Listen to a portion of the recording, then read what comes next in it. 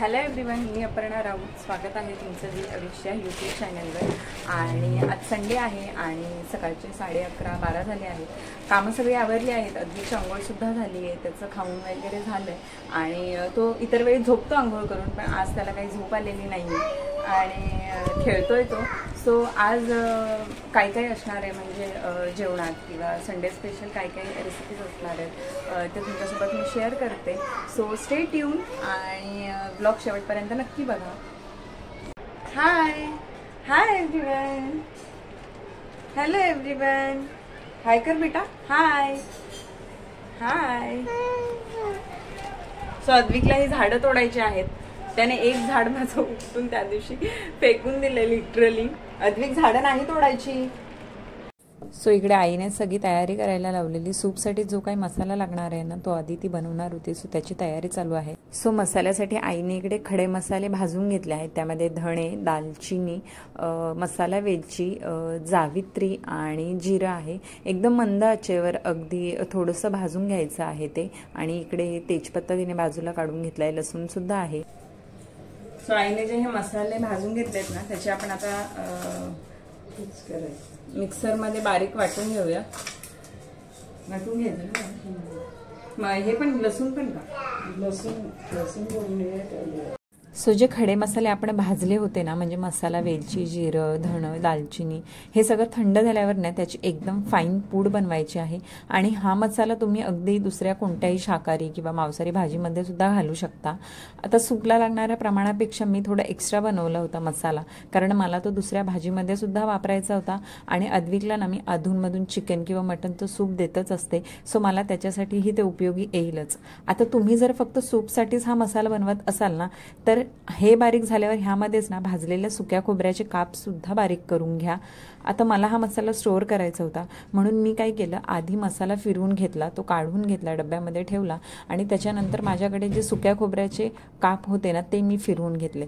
आता सुक्या खोबऱ्याचे काप करताना सुद्धा ना जास्त जाडसर ठेवू नका, जरासे बारीक आणि फाईनच पेस्ट बनवा, म्हणजे ते खाताना ना दाताखाली येणार नाहीत.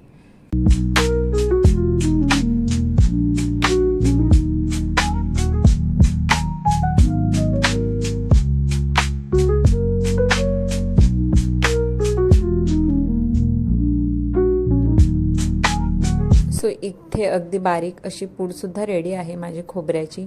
सो आता पुढे चला बघूयात कसं सूप बनवतोय ते. सो सूपसाठी ना असे पंख, पाय, मान असे पार्ट्स घेतात. सो आईने असे पीसेस बाजूला काढले. आणि गावठी कोंबड्यापेक्षा ना कोंबडीचं सूप जास्त पौष्टिक असतं, पण आता आम्हाला जे भेटलं आहे त्यामध्ये आम्ही समाधान मानलं आहे.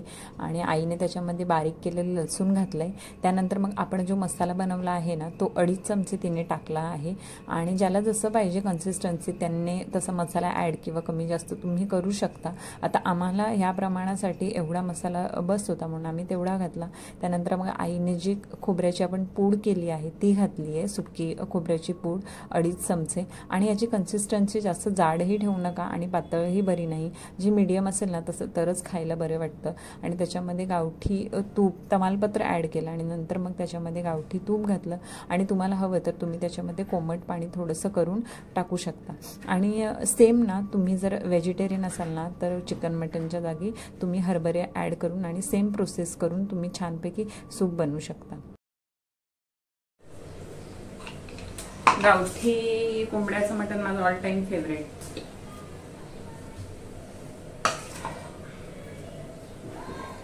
कांदा भाजून घेतलाय.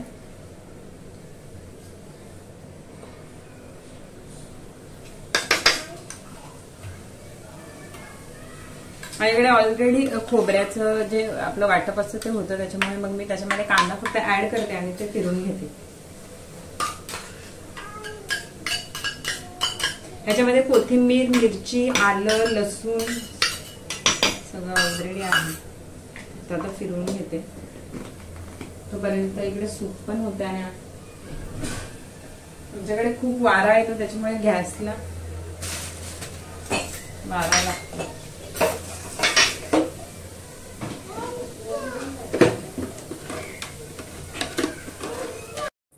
सो जो ओला मसाला आहे, जे वाटण मला लागणार होतं ते मी रेडी करून घेतलं आहे. आणि इकडे कन्सिस्टन्सी बघा, मी जास्त जाड किंवा जास्त पातळही नाही ठेवत, असं ठेवते म्हणजे तो तेलावर छानपैकी शिजला जातो. आणि मी इकडे आमच्या भाजीची तयारी करत होते. एकीकडे सूपसुद्धा होत होतं आणि एकीकडे मग मी ठरवलं की भात ठेवावा शिजायला, कारण ऑलरेडी उशीर झालेला, अजून आईबाबांचा शाकाहारी स्वयंपाकही व्हायचा होता. म्हणून मग मी फटाफट आवरत होती सगळं.